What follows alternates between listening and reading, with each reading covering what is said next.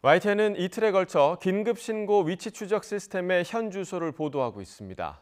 어제는 경찰의 위치 추적 요청에도 통신사의 응답률이 절반 수준에 불과하고 이마저도 정확도가 떨어지는 문제점을 전해드렸는데요. 정부가 이를 보완할 새로운 3차원 기술을 개발했지만 부처 간 이견 등으로 사실상 사장 위기에 놓인 것으로 파악됐습니다. 권남기 기자입니다.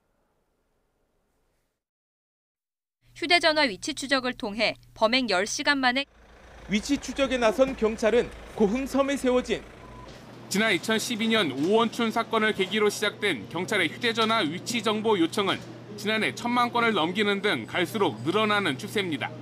사건 사고 해결의 필수 요소가 된 건데 한계는 여전합니다. 현재 경찰이 이동통신사로부터 받는 휴대전화 위치 정보는 기지국 기반 정보와 GPS, 와이파이로 파악한 정보까지 통상 3가지 형태로 전달됩니다.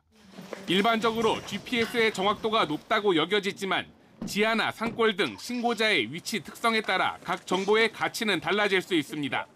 하지만 경찰은 별다른 매뉴얼 없이 그때그때 가장 정확도가 높을 만한 정보를 알아서 골라내야 하는 게 현실입니다.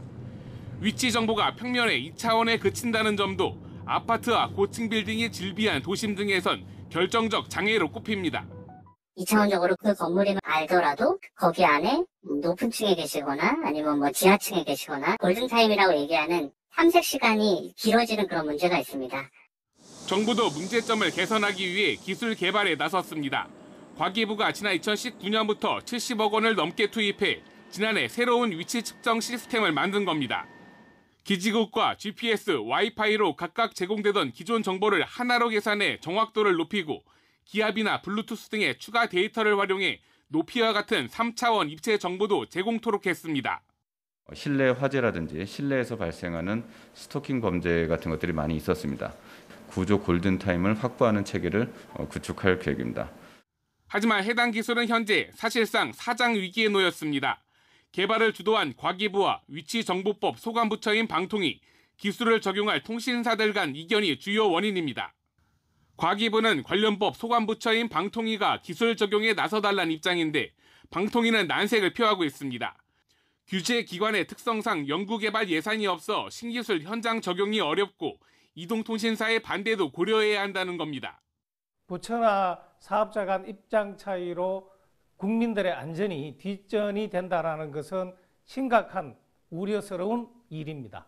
관계 부처와 이동통신사의 적극적인 협조가 필요합니다.